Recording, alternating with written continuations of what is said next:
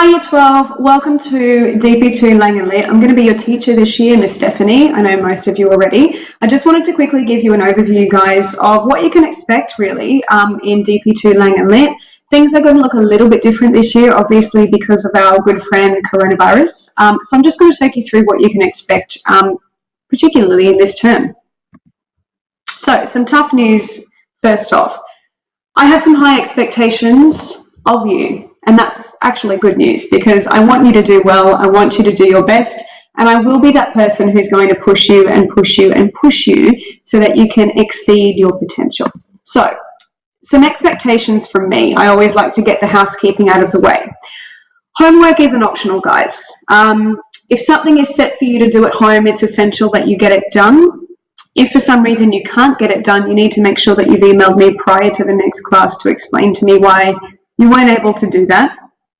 That is because I don't want you to fall behind in your learning, all right? So it's not me being a nag, but it is me making sure that you're always on track and ready to keep going to the next level each week. Reading is also not optional, guys. Luckily for you, there is no more paper 2, so there's not a lot of novel studies or anything like that. But now and again, you will be asked to go home and do a little bit of reading to prepare for the next lesson. That's also not optional, and it's because it helps your learning, all right? Deadlines are not optional, particularly for our HLSA students. This is pretty much the last deadline that you'll have, which is great because the rest of the term is really going to be doing some exam revision and practicing our analytical skills. But where I do set deadlines for things, Year 12, you are at the age now where you can get organised, and you know about that through the extended essay as well. You've had me for a year before as your coordinator. Punctuality. Also not optional. That's not too hard though because we are online and all you need to do is make sure that you're at your laptop ready to go at the beginning of class. If you're frequently not in class, I would expect an explanation, okay? If you've missed 2, 3, 4 lessons, you need to make sure that you get in touch with me and explain your absence and check what you've missed out on, all right? And being disorganized, I'm not going to go into that because you know that you can fix your level of organization, and it's just a matter of taking some time to sit down and plan things out. So that's the not so good stuff, the housekeeping stuff. But here's some things that I love to see in any sort of classroom, even the virtual classroom. Please voice your opinion, all right? We're going to have lots of class discussions. I love it when you can get in there and give me your opinion. It's not about always being right, but just about having a go, and I guess learning from those people who are discussing as well. So don't be shy, and I am going to pick on you, and I am going to say, hey, what do you think, all right? Please make sure that you have some kind of notebook. It's really important. I will sometimes ask you to write as opposed to typing, and I'll go through why I do that as well in a moment. So simple things, have a notebook, use a planner, all right, or a calendar to write down all of your due dates. I often show you guys this, but this is my planner, all right, and I write myself a little quote down the bottom that will motivate me for each week. But make sure you have something where you can see all of your deadlines and everything for the week ahead. Anytime you don't understand something, guys, just come and check with me, all right? You can make an appointment with me, we can do a Google Meet, or you can email me. But make sure you check your understanding. If you don't get it, I'm not doing my job, all right? Make sure you give your absolute all as well, because that is super important. This is the last year of your schooling life, and what you do now sets some habits for the future. So make sure that you actually give it your all. And at the bottom here, which you can't quite see, it says you're the single biggest influence in your life. And I want you to really think about that. The only important and significant influence, besides all the wonderful people you meet, besides your parents and family, you are the biggest influence in your life, the single biggest. So think about what an impact you can have on yourself if you do things in a way that are productive and efficient, and you set some good goals for yourself and you achieve them. It feels good. All right, so why do I need to take notes, miss? Why on earth would I need a notebook? Like, seriously, we're doing online learning. I like to type. Really? Here's why, guys. And I'm very big on this, and I will ask you sometimes to take a screenshot of your notebook and send it to me. So this is basically what your brain looks like. If you're a psychology student, you may have already had a look at this, but this is memory, all right? This is literally what happens in our brain. Anytime, guys, that I tell you some kind of information, it goes through our sensory input, which is right here. It filters into our sensory memory. So right now, if I say to you, I want you to tell me what's behind you. List everything that's behind you, but close your eyes and don't look. And that doesn't really count for me because there's a camera here. But if I said that to you when you were sitting in a classroom setting, it'd be really hard to try and figure out what's behind you if you haven't really spent time focusing and having a good look. So the sensory memory basically helps us to focus in on one thing. Now, if you've got WhatsApp going and you've got your headphones on with music and you're bumping Drake, and then you've got 50 tabs open on your screen, it's really, really hard for the sensory register to actually focus on one thing. So the less distractions, the better. Try and have a clear workspace, and that way we can filter through here this little funnel into the short-term memory or the working memory. Guys, what happens is I tell you something, you listen to it, it'll stay in your memory for like 20 to 30 seconds max, unless you actually do something to keep it there. All right, so you can see here that sometimes I'll tell you something and within 5 to 10 seconds that can go to the rubbish bin. In other words, it goes in one ear, that information, and out the other. The same thing happens with the short-term memory. I can say to you, repeat this after me, and you might repeat it, but then an hour later when you're sitting in math class, you might completely forgot what I said and it's gone straight to the rubbish bin again. So what we're aiming for, especially in Lang & Lit, is to put everything in this filing cabinet on the right-hand side here, guys, which is your long-term memory. It means that you've remembered it and you've actually stored it in the back of your brain, and next time I talk to you about it, your brain actually goes back through that filing cabinet and takes that information out and goes, ah, yep, we retrieved this from last time. It's kind of like pressing save on a Google Doc, all right? Now, in order for you to be able to do that, to actually have some things stored in the long-term memory, write stuff down. Not on your laptop, write it down. Some of you might already be really good at that. Others might be like, no, I'm more of a laptop type person. I just save things in a Google Doc. Completely fine, but if it's something you know you absolutely need to remember, the science says that when you write it down, your brain will recycle that information overnight while you sleep and it gets imprinted in your brain. That's why I'm telling you to write. Long story short. So, if you're still not convinced, guys, here's the thing. Even with COVID happening, there's a 99.99999% chance that you will still be doing your paper 1 exam by hand. So, in order for us to do well and to be prepared for that exam, basically we need to practice writing by hand under pressure, all right? So, if anything, you can disagree with my theory, you can disagree with all the scientific research out there. Paper 1, as far as we know, still going to do it by hand. Therefore, it's important to practice writing by hand.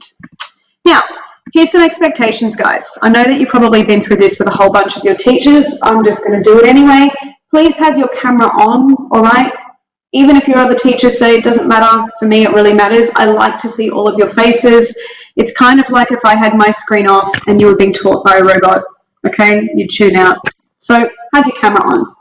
And if you're tuning out right now, tune back in. Also keep your mic on. In a classroom, I would hear you talking all the time to each other, so don't feel like you can't have your mic on unless something really noisy is happening in the background of your home. Please make sure that you have your mics on, unless I tell you otherwise. Notebook with you, I've already been through that and why. Guys, we're also going to be using this textbook a lot, okay? Well, at least once a week, so make sure that you've got that. As you can see, I've got lots of post-it notes in mine. I also write in mine as well, so do that, okay? This is your little piece of information here, so put in as many sticky notes and things as you can. If you're going to go to the washroom or you need a drink and you don't have a water bottle next to you, can you just make sure, guys, that you excuse yourself as you would normally do in a classroom? Just say, hey, miss, can I just quickly go to the washroom? Just so I know where you are, all right? It's kind of weird when I say, hey, so-and-so, what do you think? And then there's this awkward silence. Last but not least, actively participate, all right? We're going to get into a lot of class discussions. We're going to have some heated arguments here and there, and I love that. But make sure you're active in those discussions, okay? All right, guys, we're learning from home, at least for the first 2 weeks of term, all right? Some things that I think are important for you as you're learning from home. Try and remember these things. Set up your study space. A few of you have actually shown some teachers last term what your study space looks like, and some of you have got some epic spaces. Others, I'm sure, if you know this in yourself and you're very messy and you've got stuff everywhere, it becomes an issue. So set up your study space, find an area in your house where there's no distractions, you're comfortable, you're not going to feel inclined to just lie on your bed, all right? And make it separate to anywhere where there's some kind of distraction, like, you know, away from the TV screen or your little brother and things like that. Last but not least, I've already said take down notes, all right? If you see some of my old university textbooks, notebooks, they are just full of notes and full of diagrams and full of highlighting. I've told you why. If you're zoning out and you feel like you're zoning out even during this video, it's probably because you're just sitting here and listening. And that's what's going to happen in online learning. So as much as you can, try and take notes. I'll do my best not to just talk at you like I am right now, but make sure that you're keeping your mind engaged by doing as you're listening. All right, plan your day ahead. I do this. I've already shown you my planner. Follow your timetable, but also write down what you need to do for that day. Write yourself a list of things to do, and it's a really nice feeling at the end of the week or at the end of the day, guys, ticking it off, okay? And I know this is not rocket science, but sometimes we need to be reminded when we're going back into routine after 2 months. Take away the distractions. Your workspace has the ability to make you really productive or procrastinate. And it depends on what you have around you. This thing here is a killer, and I do it all the time myself. Try and make sure that you put your phone away from your workspace. Turn it off on silent, put it away from where your sight is. And when you can't see it, all of a sudden you can forget about it. If it's right next to you, you have a tendency to check WhatsApp. If you've ever been in that position where you're reading that sentence over and over again, it's because you've tuned out at some point in time. Sensory register, all right?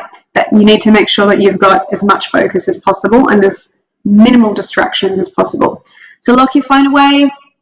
If you've got to say, hey, Mum, you know what, I really can't focus, take this until 2 o'clock. Do it, all right?